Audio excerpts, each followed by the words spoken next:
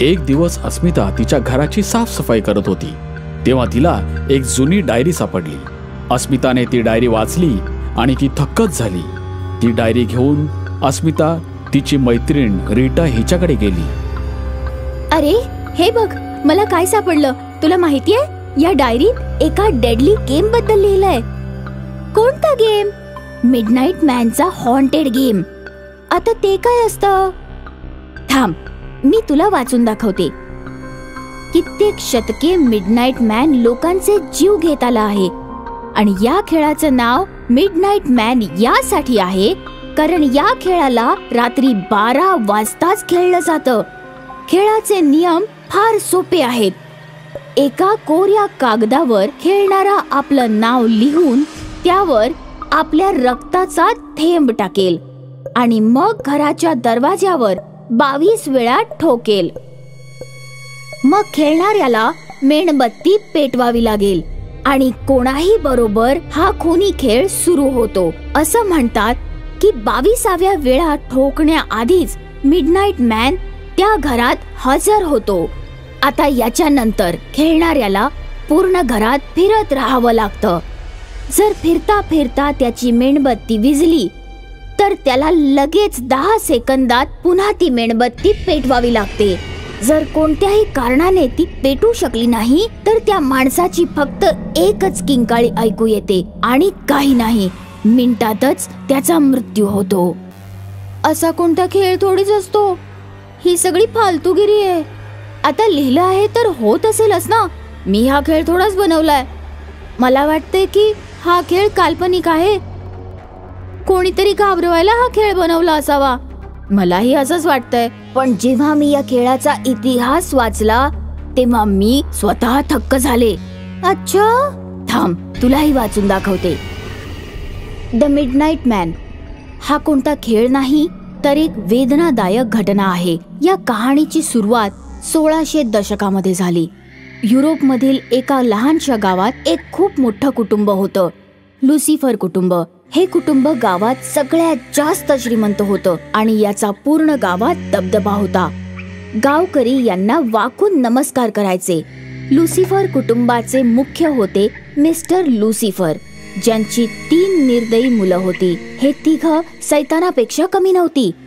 गावकऱ्यांची लहानशी चूक झाली तरी हे लोक त्यांची चामडी सोलून काढायचे. कदाचित हेच कारण होतं की सगळे गावकरी यांना घाबरायचे. याच गावात एक म्हातारा माणूस आपल्या मुलासोबत राहायचा. म्हातारा माणूस एवढा लाचार होता की तो स्वतः चालूही शकत नव्हता. तो नेहमी बिछाण्यावर असायचा. म्हाताऱ्या माणसाचा मुलगाच त्याचा शेवटचा सहारा होता. त्याचा मुलगा आपल्या लहानशा शेतात फुलं उगवायचा आणि त्यांना रोज शहराच्या बाजारात विकायला जायचा. यानेच त्याचं घर चालायचं. बाबा, तुमची औषधं घ्या, मी संध्याकाळपर्यंत परत येतो. ओ ठीक आहे, स्वतःची काळजी घे. एका दिवसाची गोष्ट आहे. लुसिफर कुटुंब फार रागात होतं. गावकऱ्यांना मारहाण करत होतं. सांगा सांगा, कोणी चोरी केली आहे? आमची खानदानी अंगठी कोणी चोरली आहे? जर तुम्ही खरं बोलला नाहीत तर आम्ही सर्वांची चामडी लोळवून काढू.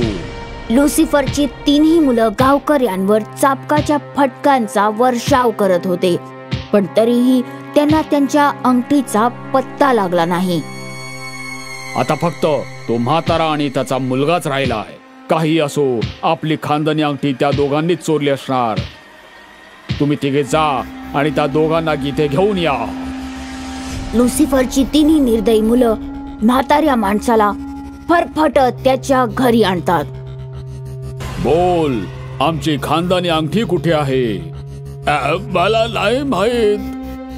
अच्छा, तुला माहित नाही? तू खोटं बोलतोयस. तुझा मुलगा कुठे आहे? शहरात गेलाय तो. हो, नक्कीच तो अंगठी त्याच्याकडे असणार आणि शहरात तो आमची अंगठी विकायला गेला असणार. लुसिफरच्या इशाऱ्यावर त्याची 3ही मुलं म्हाताऱ्या माणसाला मारू लागली. मी काही नाही केलं. मी निर्दोष आहे. सोडा मला, सोडा मला. मार खाऊन तो म्हातारा माणूस बेशुद्ध पडला. संध्याकाळच्या वेळी त्याचा मुलगा घरी पोहोचला. तेव्हा शेजाऱ्यांनी त्याला सांगितलं की लुसिफर कुटुंब त्याच्या पित्याला मारहाण करत घेऊन गेलं. तो बिचारा धावतच लुसिफर कुटुंबाच्या हवेलीवर पोहोचला. बाबा बाबा बाबा. त्याने त्याच्या पित्याला हात लावायच्या आधीच लुसिफरच्या मुलांनी त्याला थांबवलं आणि त्याला मारू लागले. तो बिचारा बाबा बाबा ओरडत राहिला. जर तुला तुझ्या बापाला जिवंत पाहायचंय तर तुझा गुन्हा कबूल कर. मान्य कर की तू आमची खानदानी अंगठी चोरलेली आहेस. पण मी असं काहीच केलेलं नाही. मी चोर नाहीये. तू खोटं बोलतोयस. मारा याच्या बापाला. त्या मुलाने कोणताही अपराध केला नव्हता, पण तो त्याच्या वडिलांवर खूप प्रेम करायचा. आपल्या वडिलांना मारहाणीपासून वाचवण्यासाठी त्याने खूप प्रयत्न केले.